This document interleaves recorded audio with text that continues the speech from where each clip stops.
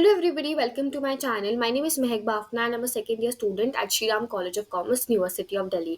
देखो तो तुम्हारा जो सीवीटी का पेपर है वो 8 ऑफ मई से स्टार्ट होने वाला है।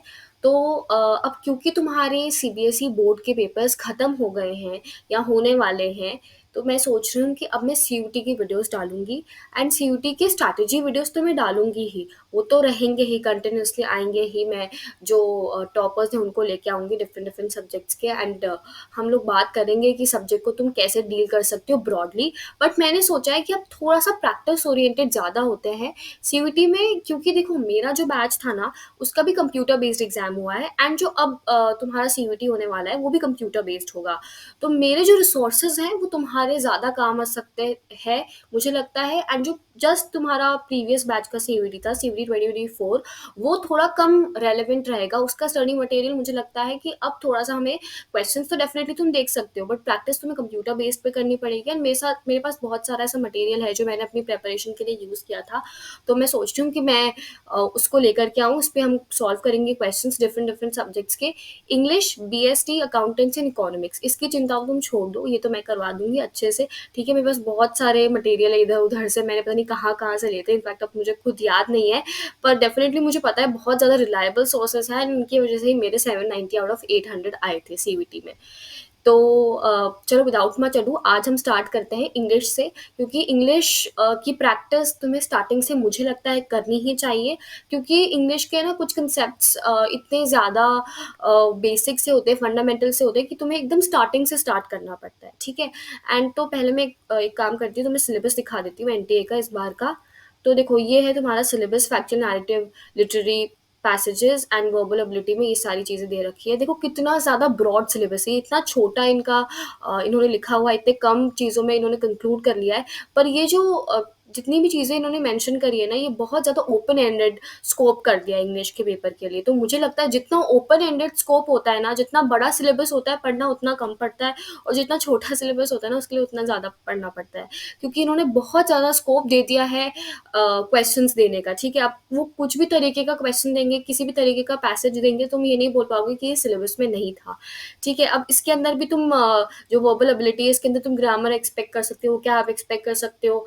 ठीक है, और बहुत सारी चीज़ें एक्सपेक्ट कर सकते हो, general knowledge based question in terms of English only, की इंग्लिश लिटरेचर से, तो फिर वो भी एक्सपेक्ट कर सकते हो। तुम ये नहीं बोल पाओगे पेपर के देते वक्त कि भाई ये तो नहीं था सिलेबस में। इन्होंने बहुत ही अच्छा मूव करा है अपनी तरफ से। एंड ये मुझे लगता है इसलिए करा है ताकि तुम्हें एकदम ये होलिस्टिक डेवलपमेंट देना चाहते हैं। जो तुमने 12th में इंग्लिश पढ़ी थी वो बहुत ही ज़्यादा रोट मेमोरी पे बेस्ड थी, एंड ये वाला जो है बहुत ज़्यादा रीजनिंग बेस्ड होगी इंग्लिश। तो ये भी एस्पेक्ट तुम्हारा डेवलप हो जाएगा अगर तुम सीयूटी इंग्लिश का पेपर देते हो तो। ठीक है, तो चलो अब स्टार्ट करते हैं। देखो ये जो है, ये अगर तुम्हें स्क्रीन पे दिख रहा होगा कि ये कैंडिडेट रिस्पॉन्स शीट है सीयूटी यूजी 2022 की इंग्लिश की। ये देख सकते हो कि 23 अगस्त को ही पेपर हुआ था और एग्जाम स्लॉट 1 था।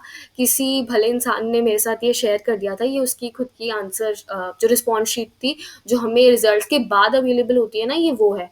तो जो पिछले साल सीयूटी 2024 की अगर मैं बात करूँ तो उनको ओएमआर स्कैन करके अवेलेबल कराई गई थी सीयूटी की पोर्टल पे। पर उससे पहले तक मेरे टाइम में और मेरे जो सीनियर्स थे उनके टाइम में इस तरीके से हमको रिस्पॉन्स शीट्स मिलती थी कि भाई ये क्वेश्चन था एंड यहाँ पर तुम्हारा आंसर ये देख लो। फिर जब तुम्हें वापस कुछ तुम्हें देखना हो कि मेरा क्या गलत हुआ है, तो वो आंसर शीट रिलीज करते थे एंड रिस्पॉन्स शीट रिलीज करते थे। तो ये पूरा पैटर्न है। ठीक है, तो अभी हम कुछ क्वेश्चन स्टार्ट करेंगे। इसके अंदर 50 क्वेश्चंस है। एंड 50 क्वेश्चंस पहले तो क्या हमें ना 50 में से 40 करने होते थे, अब तुम्हें 50 के 50 सारे करने होंगे। तो थोड़ा सा लेवल ऑफ डिफिकल्टी तो इस चीज़ से ही बढ़ गया है। ठीक है, तो अभी हम पूरा 50 क्वेश्चन सॉल्व करेंगे, बट ज़रूरी नहीं है कि पूरे वीडियो में मैं 50 क्वेश्चंस कवर कर दूं। हो सकता है इसके मैं 3-4 वीडियोस में इसको कंप्लीट करूं, क्योंकि मुझे ऐसा लगता है कि जितना ज़्यादा बड़ा वीडियो होता है ना उतना तुम देखना प्रेफर नहीं करते हो। एंड छोटे छोटे स्लॉट्स अगर पूरे होते तो तुम्हें लगता है कि हाँ हमने ज़्यादा कुछ कवर किया है। तो इसलिए इनफैक्ट मेरे साथ भी ऐसा होता है, ये साइकोलॉजी हमारी ऐसे ही काम करती है। तो मुझे लगता है कि छोटे छोटे वीडियोस बनाते हैं, हैवी तुम्हारे साथ नहीं होगा एकदम से, एंड मेरे लिए भी कन्वीनियंट होगा वीडियो बनाना। ठीक है, तो अभी आज तो हम इंग्लिश की बात करेंगे, इंग्लिश को पूरा कंप्लीट करेंगे, फिर हम दूसरे सब्जेक्ट्स पे भी आएंगे। एंड हो सकता है कि इंग्लिश के ही मल्टीपल पेपर्स में लेकर के आऊँ, बहुत सारा कंटेंट है मेरे पास, तो मैं कोशिश करूँगी कि पूरे अप्रैल मंथ में एंड मई तक भी मैं तुम्हें पूरा सीयूटी से पूरा ना अच्छे से तुम्हें सीयूटी का पूरा सिलेबस अच्छे तरीके से मेमोराइज करवा दूँ।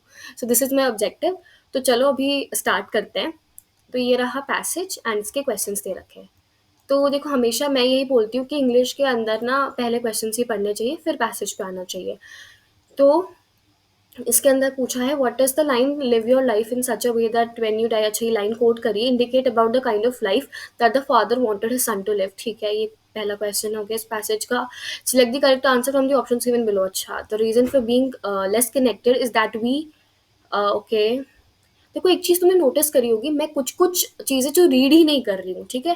तो जैसे मैंने ये पूरा कोटेड लाइन थी, ये रीड ही नहीं करी थी। मैं अपना टाइम बिल्कुल भी वेस्ट नहीं करूँगी उन चीज़ों पे जो मुझे लगता है कि अभी सेंस ही नहीं बनाता है। हमें एक बहुत कर्सरी रीडिंग लेनी होती है, एक ग्लांस लेना होता है।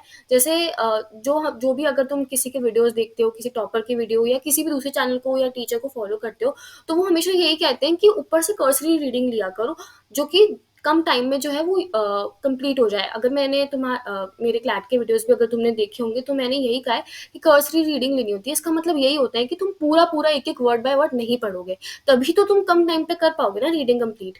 यही कहने का सेंस होता है, ठीक है? तो ये हमारा सेकंड हो गया। थर्ड पे आ जाते हैं। ये हो गया हमारा ये when did the father give the precious advice to his son? Okay, according to the passage, what have we forgotten in our life? ठीक है, but we have trouble walking across the streets to meet a new neighbor. ठीक है, ठीक है, ठीक है। Why does the writer derive that we have lost touch? ठीक है, lost touch with humanity।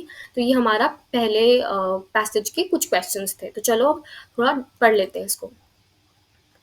When I was growing up, my father said something to me I will never forget. Son, when you're born, you cried while the world rejoiced. Okay, live your life in such a way that when you die, the world cries while you rejoice. We live in an age when we have forgotten what life is all about. We can easily put a person on the mood, but we have trouble walking across the street to meet a new neighbor. We can fire a missile across the world with pinpoint accuracy, but we have trouble keeping a date with our children to go to the library.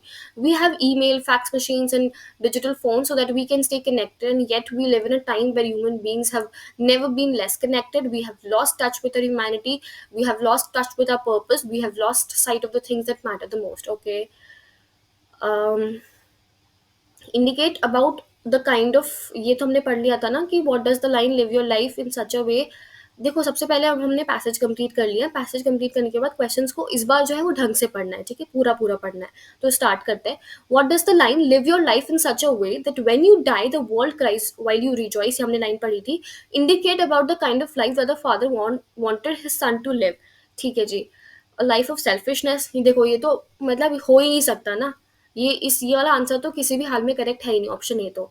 Life of good deeds, yes, ये answer हो सकता है। क्योंकि देखो, मतलब जब तुम world तभी क्राई करेगा ना, तुम मरोगे और कोई अगर रो रहा है, तुम दुख मना रहा है, तो मतलब तुम बहुत अच्छे इंसान थे, इसलिए वो तुम्हारे जाने का उसे गम है, ठीक है?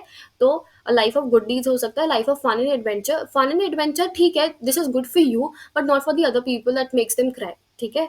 Life of pain and humiliation, ये तो बिल्कुल भी नहीं होगा, ठीक है? इसका answer clear cut a life of good deeds है, ठीक है? एंड कैंडिडेट ने भी यही मार्क करा हुआ है। ठीक है जी, आगे बढ़ते हैं। The reason for being less connected is that we don't care about anyone, are too busy with our pals, have lost touch with humanity, live a purposeful life.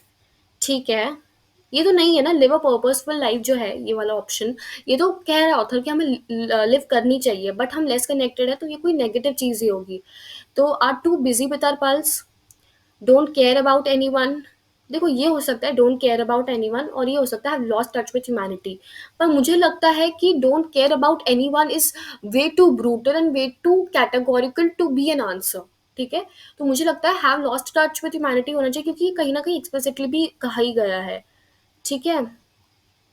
um, ये देखो, we have lost touch with our humanity, तो यही जो मुझे लगता है इसका answer होना चाहिए, क्योंकि एक्सप्लिसिट भी है, ठीक है? The reason for being less connected, तो इसकी जो प्रीसीडिंग लाइन थी ना कि this so that we can stay connected and yet we live in a time where human beings are never been less connected, तो ये जो है क्लियरली इसका आंसर जो है रीजन वाला आंसर ये तुम्हारा सेकंड लाइन में डिपिक्ट करा हुआ है, यहाँ से तुम्हें आंसर डिराइव हो जाएगा ये वापस अगर पढ़ोगे तो इसका जो करेक्ट आंसर है ये have lost touch with humanity होना चाहिए। ठीक है, देखो इन्होंने ऑप्शन बी मार्क करा था but this is not correct, जो मैं हाईलाइट करी हूँ ना वो करेक्ट है। When did the father give the precious advice to his son? ठीक है, when he was a toddler, when he was growing up, when he was a grown up man, when he was married। ठीक है, very important question. तो ये कैसे पता चलेगा कि क्या है? देखो वैसे ये एक मैं बहुत है ना जनरल सी बात बता रही हूँ कि इतनी भारी भरकम शब्द जो फादर ने कहा है तो वो तो इंसान को कोई टॉडलर में कोई कहेगा भी नहीं, तो टॉडलर वैसे भी आंसर नहीं हो सकता। बट अगर तुम पहली लाइन पढ़ोगे when I was growing up, तो ग्रोइंग अप जो है वो यहाँ पे एक ऑप्शन है, तो when he was growing up is the direct answer, बहुत एक्सप्लिसिटली मेंशन है। ठीक है जी, आगे बढ़ते हैं। According to the passage what have we forgotten in our life? ठीक है, what life is all about, what is death, what should we do to make our friends, what rules our life।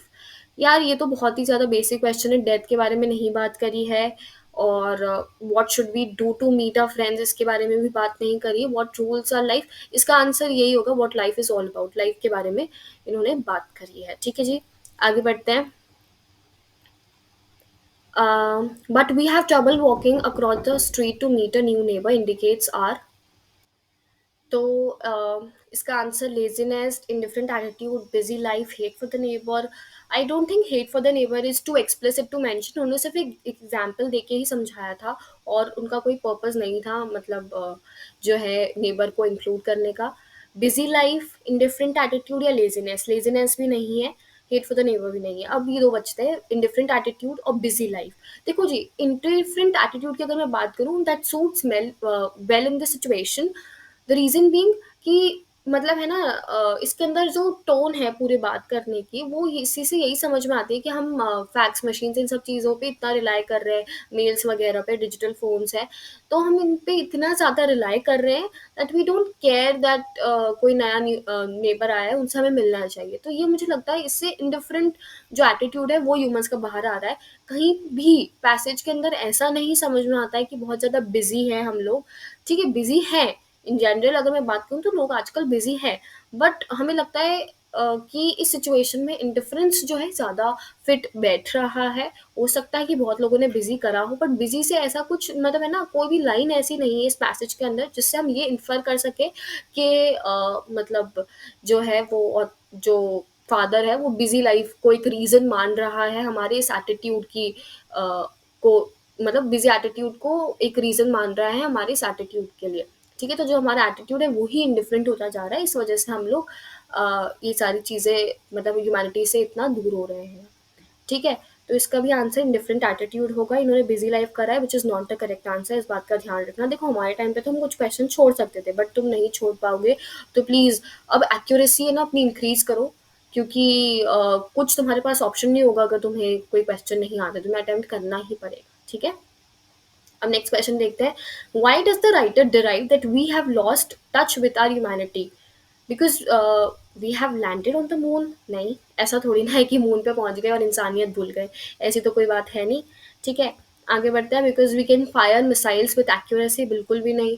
Because science has developed much and made us arrogant? Because people have become indifferent to human values and feelings? देखो इसका answer D ही होगा। देखो इस मुझे लगता है इस question में, sorry I am sorry, wait a second, इसका आंसर जो है ना डी है। ठीक है, इसको मैं रेस कर देती हूँ। तो ये वाला जो आंसर है ना, इस वाले क्वेश्चन का आंसर निकालना कंपैरेटिवली पिछले वाले क्वेश्चन से इजी था। तो अगर तुम इस क्वेश्चन का सही आंसर निकाल लेते हो, तुम वापस अगर तुमने इसका बिजी लाइफ किया होता, तुम वापस इस क्वेश्चन पे जाते एंड इसका इंडिफरेंट एटीट्यूड कर देते। कई बार हमें दूसरे क्वेश्चन से ही पहले क्वेश्चन का आंसर कंफर्म हो जाता है या पता चल जाता है। ऐसा बहुत बार होता है कि कुछ आंसर्स क्वेश्चन पेपर्स में ही एक किसी क्वेश्चन का आंसर दूसरे किसी क्वेश्चन में छुपा होता है। तो बस अपना थोड़ा सा दिमाग लगाया करो, इंटेलेक्ट लगाया करो। ठीक है, क्योंकि इसमें ना ये जो एबीसी है ना, ये कंप्लीटली कोई भी तरीके का सेंस नहीं बना रहे कि मून वाला भी नहीं है, फायर मिसाइल्स भी नहीं है, साइंस को तो कहीं फादर ने रिस्पॉन्सिबल ठहराया ही नहीं है कि ये वजह है।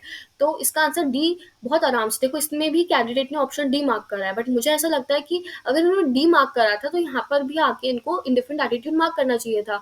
मतलब एक बहुत ही बेसिक, एक हम अगर एनालॉजी करें दोनों क्वेश्चंस के बीच में तो यही निकल के आती है, ठीक है। तो ये हो गया हमारा 66 क्वेश्चन। अब ये हमारा दूसरा वाला है, ठीक है। तो चलो पहले क्वेश्चंस पढ़ते हैं। He sees his rattling, what does rattling refer to, rattling का क्या मतलब होता है। देखो रैटलिंग मतलब अगर तुम वैसे भी निकाल सकते हो, बट आई थिंक हमें सारे, क्योंकि ये नॉइज वगैरह ये वॉइस से रिलेटेड है, कुछ आवाज से रिलेटेड है, साउंड से रिलेटेड है, तो it's better we go through the passage and then we answer this question. आगे बढ़ते हैं। You shall have some dinner, you shall watch, who shall get some dinner. ठीक है, तो इसके अंदर जो यू है, जो यू यूज हुआ है वो किसके लिए यूज करा है, ये प्रोनाउन किसके लिए यूज करा है, वो क्वेश्चन है। ठीक है, which of the following statements is not true. ठीक है, which of the following statements true about the birds. आगे बढ़ो। Jude's fellow feeling with birds can be describe as one of, तो जूड की जो फेलो फीलिंग है with birds can be described, क्या बोल सकते हैं। ठीक है, they seem like himself to be living in a world which did not want them. What does this line tell about Jude. ठीक है, तो चलो जी, अब हम पैसेज पढ़ लेते हैं, ठीक है।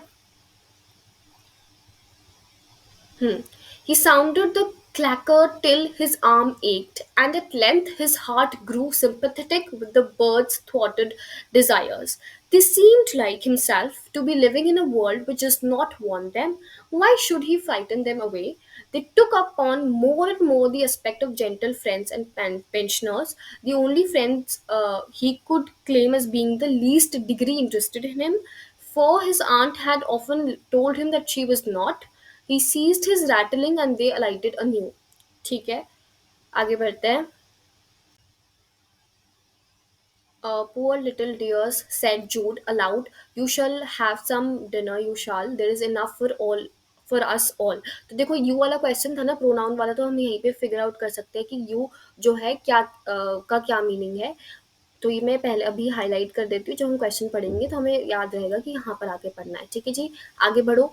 Farmer Totham can afford to let you have some. Eat then, my dear little birdies, and make a good meal. ठीक है, they stayed and ate, inky spots on the nut brown soil, and Jude enjoyed their appetite. A magic thread of fellow feeling united his own life with theirs. Puny and sorry as those lives were, they much resembled his own. Okay, तो मुझे लगता है कहीं ना कहीं birds और जूड की life जो है कहीं ना कहीं रिलेटेबल बैठ रही है कि भाई उनसे भी कोई बात नहीं करता है, हमसे भी कोई बात नहीं करता है, उस तरीके का मुझे लग रहा है। अभी I am not sure, let's go ahead and look at the questions. His clacker his clacker he had by this time thrown away from him as being a mean and sordid instrument. देखो कैसे कैसे words use करें ना, ये इनसे भी हमें समझ में आता है। तो ये पता नहीं क्या है, wait let me use a pen only. हाँ, wait, let me use its thickness. Okay. Huh. Mean and sordid instrument, offensive both to the birds and to himself as their friend. All at once he became conscious of a smart blow upon his buttocks, followed by a loud clack which announced to his surprised senses that the clacker had been the instrument of offense used. The birds and Jude started up simultaneously, and the dazed eyes of the latter beheld the farmer in person, the great Rotham himself, his red face glaring upon the Jude's cowering frame, the clacker swinging in his hand। देखो मुझे ना बहुत थोड़ा थोड़ा समझ में आ रहा है इस पैसेज के अंदर, क्योंकि ये पैसेज जो है ये ना कोई इन्होंने आपको ना बैकग्राउंड दिया है कुछ भी चीज़ का ना, इन्होंने बस स्टार्ट कर दिया है, वो भी प्रोनाउन से। तो कभी कभी इस तरीके के पैसेजेस आते हैं, ठीक है, तो इसमें घबराना नहीं होता है। ये फैक्चुअल टाइप का पैराग्राफ नहीं है, एक डिस्क्रिप्टिव कह सकते हो उस तरीके का पैसेज है। तो चलो डिटेल में बात करते हैं, स्टोरी फॉर्म में है क्योंकि ये। तो अब देखते हैं। He seized his rattling, what does rattling refer to, rattling का जो है वो मतलब पूछ रहे हैं। तो select the correct answer from the option given below. Okay, shutting of door noise of clacker, tweeting of birds, birds थ्वाटेड डिजायर्स। तो रैटलिंग का क्या मतलब है? देखो रैटलिंग यहाँ पर हुआ है, तो जस्ट इसकी पहले वाली लाइन पढ़ो, ठीक है। इन देखो अब मैं ये सिनेरियो मान के चल रही हूँ कि तुम्हें ज्यादा समझ में नहीं आया पैराग्राफ में से, ठीक है, तो भी तुम इसके आंसर्स कैसे निकाल सकते हो, ठीक है। ये भी एक टेक्निक होती है, जरूरी नहीं है तुम्हें वर्ड बाय वर्ड पैसेज को डिकोड कर पाओ। स्मार्टनेस उसी में है कि जितना समझ में आए उसमें से आंसर निकाल रहे हो तुम, ठीक है जी। आगे बढ़ते हैं। तो ये वाली जो है ये लाइन से रैटलिंग वर्ड लिया है, तो जस्ट इसकी पहले वाली लाइन पढ़ो, ठीक है। Mm, he sounded the clacker till his arm ached, and at length his heart grew sympathetic with birds' thwarted desires. देखो रैटलिंग जो है, मुझे ऐसा लगता है कि he sounded the clacker, तो ये प्रॉब्ली देखो rattling is also a sound, ठीक है, ये मुझे पता है। And clacker is also producing some kind of a sound, ठीक है, even though I don't know the meaning of clacker, ये मैं assumption लेकर के चल रही हूँ, ठीक है। तो क्लैकर कोई साउंड प्रोड्यूस कर रहा है, ये मुझे पता है। Rattling is also sound, so that can be an answer. तो let me check the other option also. तो नॉइज ऑफ क्लैकर ये एक आंसर हो सकता है। ट्वीटिंग ऑफ बर्ड्स, देखो ट्वीटिंग ऑफ बर्ड्स जो है ये इसकी जो बात है यहाँ पर नहीं करी गई है। देखो ट्वीटिंग ऑफ बर्ड जो है, क्या यहाँ पर इसकी बात करी हुई है? तो नहीं करी हुई है, ठीक है। तो ट्वीटिंग ऑफ बर्ड्स भी एक आंसर नहीं होगा। एंड ट्वीटिंग ऑफ बर्ड्स के लिए रैटलिंग वैसे भी इन जनरल भी यूज नहीं करा जाता है, तो ट्वीटिंग ऑफ बर्ड्स नहीं होगा, क्योंकि उसकी बात ही नहीं करी गई है, ये मेरा रीजनिंग है। बर्ड्स थ्वॉटेड डिजायर्स, अब बर्ड्स के डिजायर्स कोई साउंड बना रहे हैं क्या? मतलब इतना सोचो, अगर तुम्हें थ्वॉटेड का भी मीनिंग नहीं पता, या बहुत तुम्हें बहुत होता है ना कि 50-50 है कि गेस कर पा रहे हो, तो उस तरीके से अगर मैं सोचूं, तो बर्ड्स की जो डिजायर्स है क्या वो कोई साउंड बनाएगी? तो यही चीज समझने वाली है। तो मुझे ऐसा लगता है कि इसके अंदर ये तुम्हें मालूम होना चाहिए कि रैटलिंग जो है वो किसी साउंड से अफिलिएटेड है, ठीक है। ही सीज्ड हिज रैटलिंग, तो मुझे ऐसा लगता है अगर तुम्हें ये पता होगा कि रैटल का मतलब थोड़ा साउंड से रिलेटेड है, ठीक है, तो तुम इस क्वेश्चन का आंसर कर पाओगे। तो इसका आंसर होना चाहिए नॉइज ऑफ क्लैकर। अगर तुम्हें नहीं भी पता है वर्स्ट केस सिनेरियो में, क्योंकि तुम्हें थोड़ी एक दो चीज़ों का मतलब अगर तुम्हें पता होता है तुम आंसर कॉन्फिडेंटली निकाल पाते हो, बट अगर तुम्हें वो भी नहीं पता है तो तुम ये सोचो कि इन तीनों की जो बात है ना वो फर्स्ट पैराग्राफ में की ही नहीं गई है। देखो डोर की भी कोई बात नहीं करी है,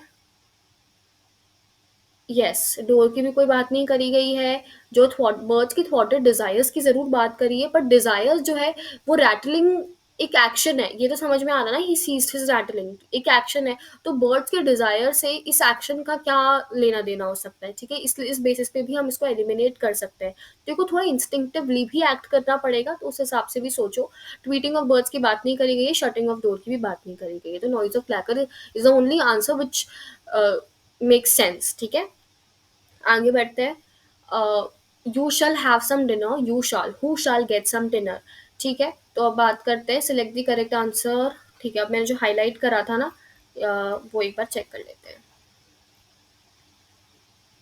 poor little dear said Jude aloud, you shall have some dinner, you shall, ठीक है। तो देखो जूड किससे बात कर रहा है इस पूरी कॉन्वर्जेशन में या पूरे पैराग्राफ में?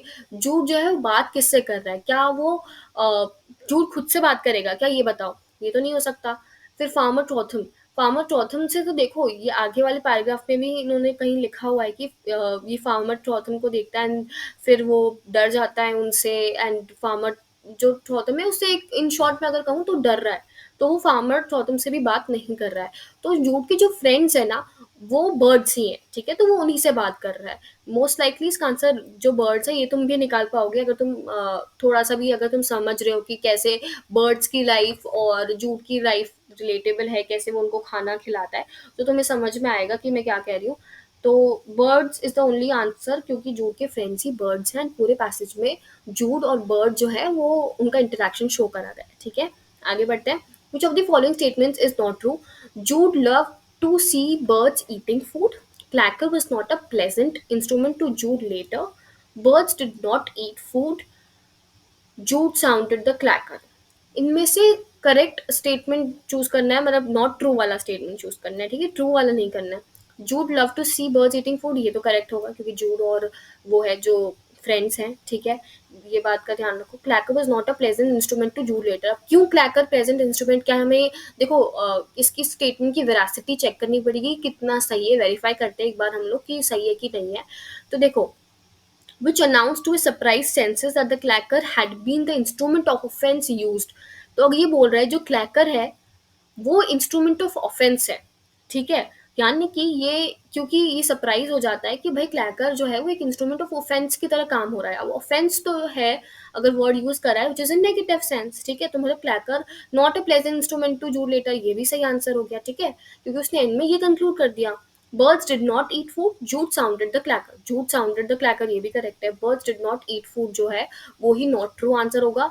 एंड अगर मैं डायरेक्टली अगर यहाँ से देखूँ कि बर्ड्स ने खाना खाया था या नहीं खाया था, तो I think they stayed and ate, ये इन्होंने लिखा हुआ है। तो दे जो है वो बर्ड्स है यहाँ पर, तो बर्ड्स ने खाया था, तो इसका आंसर इसलिए सी हो जाएगा। आगे बढ़ते हैं।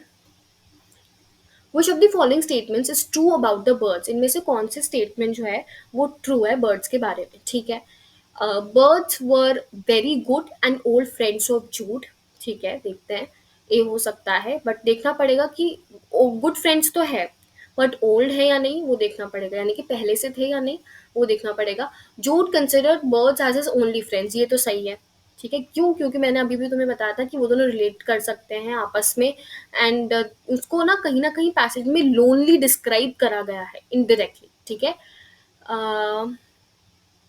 हाँ, ये देखो, the only friends he could claim as being in the last least degree interested in him, for his aunt had often told him that she was not, ठीक है? तो इसके अंदर only friends he could claim as being in the least degree interested in him, ठीक है? थोड़े बहुत interested थे, इसका कहने का मतलब यही है, बर्ड्स जो है थोड़े बहुत इंटरेस्टेड थे जूड में, पर ओनली फ्रेंड्स जो है वो इस बात को पॉइंट आउट करता है, ठीक है? क्योंकि बाकी सब जो है कोई मतलब देखो, बाकी अगर मैं फ्रेंड्स की बात करूँ और इनफैक्ट जूड की आंट की बात करूँ तो वो तो बिल्कुल भी इंटरेस्टेड नहीं थे, बट जूड को ऐसा लगता था कि बर्ड जो है वो थोड़े उनसे कंपैरिजन में इंटरेस्टेड है, ठीक है?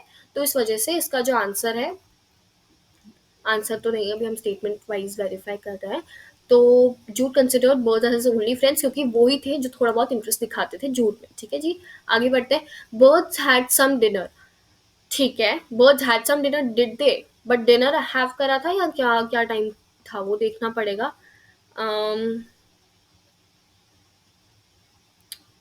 ठीक है, हाँ, you shall have some dinner, you shall have some dinner, you shall, there is enough for all of us, ठीक है? तो ये तो डिनर भी करा था, यानी कि ये वाला स्टेटमेंट भी करेक्ट है। बर्ड्स वर नॉट प्यूनी, ये तो लिखा हुआ है इन्होंने डायरेक्टली कर कि वो होते हैं यहीं पर देखो, puny and sorry as those likes were they much resembled his own, यानी कि प्यूनी और सॉरी थे और वो जूड से भी रिजेंबल करते थे, तो ये वाला आंसर जो है वो तो गलत हो जाएगा। Birds rattle Jude's clacker, birds rattled, no, ऐसा नहीं है। He seized his rattling and उनका कुछ लेना देना नहीं है, तो दिस स्टेटमेंट इज रॉन्ग, ठीक है? तो ये ए बी सी में से हमको देखना है, या तो ये ए बी सी है या फिर बी सी है, क्योंकि हमारे पास ये दोनों ऑप्शन अवेलेबल है। तो चेक करते हैं कि जो है बर्ड्स ओल्ड फ्रेंड्स थे या नहीं जूड के, तो एक बार ये हमको चेक करना पड़ेगा।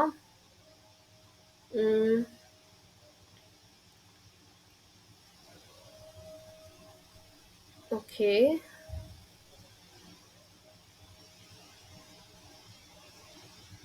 ये देखो, ये ऑफेंसिव जो मैं बात कर रही थी ना क्लैकर के होने की, ये यहीं से शुरू हो गया। एंड जो ट्रॉथम की जो रिलेशनशिप है वो भी यहीं से दिख सकती है, अगर तुम ये वाला यहाँ से यहाँ तक वापस पढ़ोगे कि smart blow upon his buttocks followed by a loud clack, ठीक है? तो यही ट्रॉथम के बारे में भी है, ठीक है?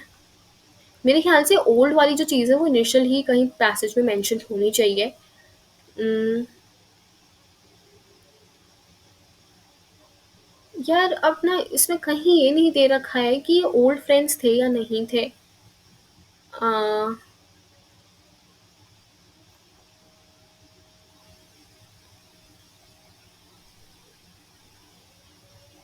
ठीक है, आई डोंट थिंक ओल्ड का कहीं पर भी मेंशन है, तो मेरे हिसाब से अगर मेंशन नहीं है तो तुम अज्यूम नहीं कर सकते, ये सिंपल सा रूल होता है, तुम ऐसा अज्यूम नहीं कर लोगे कि गुड का मतलब ओल्ड भी है।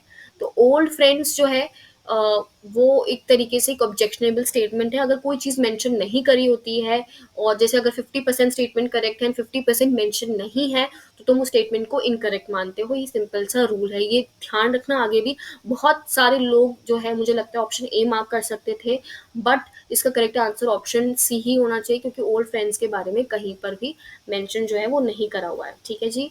तो ये बहुत इंपॉर्टेंट क्वेश्चन है। ये देखो कि कैंडिडेट ने लीव भी कर दिया था, विच मीन्स ये थोड़ा सा कंफ्यूजिंग था। तो इस जो पैसेज है ना, इसका ये वाला क्वेश्चन मुझे बहुत लगा कि हाँ, ये सोचने वाला क्वेश्चन था। एंड एक तुम्हारा ये वाला क्वेश्चन, ठीक है। तो इस क्वेश्चन को वापस रिविजिट कर लेना। तो ये वाला हमारा हो गया क्वेश्चन। नेक्स्ट क्वेश्चन पे आते हैं, चलो। Jude's fellow feeling with birds can be described as one of sympathy, empathy, apathy, antipathy. देखो इस क्वेश्चन में जो है वो तुम्हारी वोकैबुलरी काम करेगी, है ना।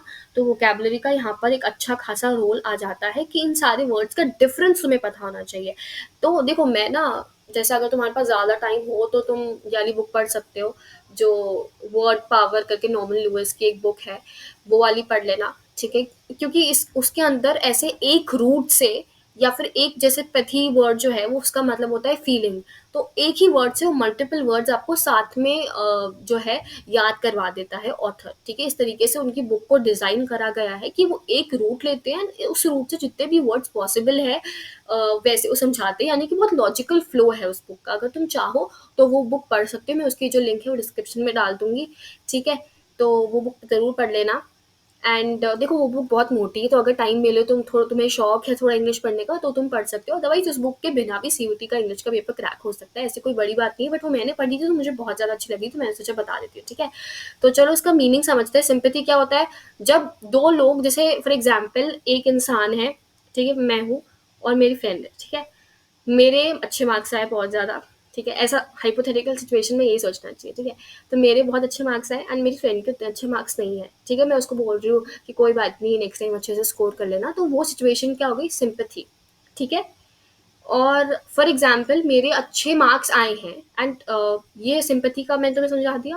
अब मेरे अच्छे मार्क्स आए, उसके अच्छे मार्क्स नहीं आए, पर लास्ट टेस्ट में मेरे अच्छे मार्क्स नहीं आए थे, ठीक है। फॉर एग्जाम्पल मेरे जो पिछले सेमेस्टर का टेस्ट था उसके अंदर उतने अच्छे मार्क्स नहीं आए थे एंड इस बार मेरे अच्छे मार्क्स आ गए। तो मैं क्या बोलूंगी? आई एम्पैथाइज विथ यू, ठीक है। यानी कि मैं वो फील कर सकती हूँ जो जिस फेज से तुम गुजर रही हो। सो दैट इज एम्पैथी, ठीक है। अपथी यानी कि मुझे, मतलब वो बोल रही है कि यार मेरे अच्छे मार्क्स नहीं आए, अच्छे मार्क्स नहीं आए। मैं बोल रही हूँ कोई मेरा कोई रिएक्शन नहीं है, इंडिफरेंट हूँ, मैं तो अपने सोच में हूँ, मैं तो अपना ही सेलिब्रेट करी हूँ। सो दैट इज अपथी, ठीक है। एक होता है तो ये सिंपैथी, एम्पैथी, अपथी हो गया। अब आ जाते हैं एंटीपैथी पे। एंटीपैथी क्या होता है? बहुत सिंपल सी चीज़ है कि मैं, वो मुझे बोल रही है कि मेरे अच्छे मार्क्स नहीं आए, मैं बोल रही हूँ वैसे भी कौन से तेरे आ जाते, ठीक है। वो अपने आप को बोल रही है कि यार मैंने तो ये नहीं पढ़ा था, मेरे को इतना टाइम नहीं मिला, मेरे तो घर पे ये हो गया था, वो हो गया था। और मैं बोल रही हूँ कि वैसे भी कौन सा, अगर तेरे को टाइम मिल जाता तो तू पढ़ लेती, ठीक है। So that is called as antipathy. तो मैंने एक ही सिचुएशन से तुम्हें ये समझा दिया है कि सिंपैथी क्या होता है, एम्पैथी क्या होता है, अपैथी क्या होता है, एंटीपैथी क्या होता है। वो सिचुएशन में अगर हम दोनों के कम मार्क्स आते हैं, ठीक है, और हम दोनों ही रो रहे हैं साथ में बैठ के, यूजुअली जो यही होता है, तो उसको भी हम एम्पैथी ही कहेंगे। यानी कि अगर तुम फील कर पा रहे हो, जो तुम्हारा साथ वाला फील कर रहा है, उसे एम्पैथी बोलेंगे, ठीक है। तो इसका आंसर जो है, अब जो है इतना ज्यादा रिलेट करता है वर्ड से, तो हमें इसे बोलेंगे एम्पैथी बोलेंगे, सिंपैथी नहीं बोलेंगे, अपैथी नहीं बोलेंगे, एंटीपैथी नहीं बोलेंगे। Empathy is the best word, ठीक है। आगे बढ़ते हैं। They seemed like himself to be living in a world which did not want them, ठीक है। यानी कि झूठ सोच रहा है कि मैं भी एक ऐसी दुनिया में रहता हूँ जहाँ पे लोग मुझे नहीं चाहते। और बर्ड्स के साथ भी यही सीन है कि कुछ उनके एग्जिस्टेंस नहीं होने से किसी को कोई फर्क नहीं पड़ता। यानी कि नो बडी मतलब केयर्स अबाउट देम, या ऐसा कुछ जो है, जो जूड ऐसा सोच रहा है, ठीक है। जो मेजोरिटी हम लोग यही सोचते हैं, पर ठीक है, जूड भी हमारे जैसा ही है। तो they seem, what does this line tell about Jude? ठीक है, the birds were unhappy, Jude looked like a bird. Jude seemed to be unhappy. Jude was indifferent to the world. देखो, जूड जो है indifferent तो नहीं है वर्ल्ड से, क्योंकि कहीं ना कहीं उसने अपने आंट के इंस्टेंसेस कोट करे। यानी कि ये तो है कि जो है वो जिस जगह पे रह रहा है उसको फर्क तो पड़ता है लोगों से, इसलिए वो स्टेटमेंट दे रहा है कि वो, क्योंकि वो वर्ल्ड को इतना अच्छे से समझ चुका है, इतनी चीजों को देख चुका है, कि वो मतलब उस वर्ल्ड में तो रहता ही है, उन जो भी वर्ल्ड में हैपनिंग्स होती है वो उससे अफेक्ट तो हो ही रहा है। तो इनडिफरेंट तो नहीं है झूठ, ठीक है, ऐसा तो है नहीं कि उसे कोई फर्क नहीं पड़ता कि भाई भाड़ में जाओ, मतलब अगर तुम मेरे बारे में नहीं सोचते मैं भी तुम्हारे बारे में नहीं सोचूं, ऐसा नहीं कर रहा है झूठ। आंट ने बोला कि वो बिल्कुल भी इंटरेस्टेड नहीं है उसमें, तो ये बात जो है वो झूठ को याद रही है। सो दैट शोज कि Jude is not indifferent to the world, ठीक है। Jude seem to be unhappy, ये डेफिनेटली आंसर हो सकता है, क्योंकि कोई अगर तुम्हें बोल रहा है कि यार मेरे में और फॉर एग्जांपल इस वर्ल्ड में कोई भी फर्क नहीं है, तो तुम ये सोचोगे ना कि यार बेचारा इंसान कितने ज्यादा दुख में है। So that is what Jude is also trying to convey us. Jude look like a bird, यार ये तो बिल्कुल भी नहीं हो सकता कि जस्ट बिकॉज वो बिग बर्ड की तरह दिखता है, ये तो कैसे हो सकता है, ठीक है। The birds were unhappy, the birds were unhappy, ये तो कहीं पर बर्ड्स के पर्सपेक्टिव से ये लिखा ही नहीं गया है, तो बर्ड्स वर अनहैप्पी का तो सवाल ही नहीं उठता। और हमें जूड के बारे में पूछा है तो हम बर्ड्स के बारे में क्यों बताएंगे, ठीक है। तो इसका आंसर, सिंपल सा आंसर ऑप्शन सी हो जाएगा, ठीक है जी। तो ये हमने 2 पैसेजेस कर लिए हैं कंप्लीट इस पेपर के। तो अराउंड मेरे ख्याल से ये हो गए होंगे 10 क्वेश्चन से ऊपर ही हो गए होंगे, ठीक है। तो मैं इस वीडियो को यहीं पर कंक्लूड कर रही हूँ, नेक्स्ट वीडियो में जल्दी लेकर के आती हूँ, फिर हम जो है बाकी का क्वेश्चन पेपर भी जल्दी से निपटाएंगे। ये पैसेजेस में हमें टाइम लगेगा, क्योंकि हमें एक बार क्वेश्चंस पढ़ने पड़ते हैं, फिर हम पैसेज पे जाते हैं और फिर सॉल्व करते हैं। इन जनरल तुम्हें पेपर में भी, एग्जाम में भी पैसेजेस में ज्यादा टाइम लगेगा, पर जो ग्रामर वो कैब बाद में आएगी ना, उसमें ऐसा होगा कि आता है तो आता है, नहीं आता है तो नहीं आता। तो उसमें टाइम जो है वो कम कंज्यूम होता है, तो इट्स फेयर इनफ कि अगर हम ज़्यादा टाइम पैसेजेस को देते हैं एंड कम टाइम जो है वन वर्ड आंसर्स जो होते हैं ना, जिनके बहुत एक्सप्लिसिट आंसर्स होते हैं, उनको अगर हम कम टाइम देते हैं तो फेयर चीज़ है, ठीक है। तो ऐसे ही हम करेंगे, जो नेक्स्ट पैसेजेस को कवर करके हम सीधा जो हमारे वन वर्ड वाले, ग्रामर वाले, वो कैप वाले क्वेश्चन है उनको डील करेंगे, ठीक है।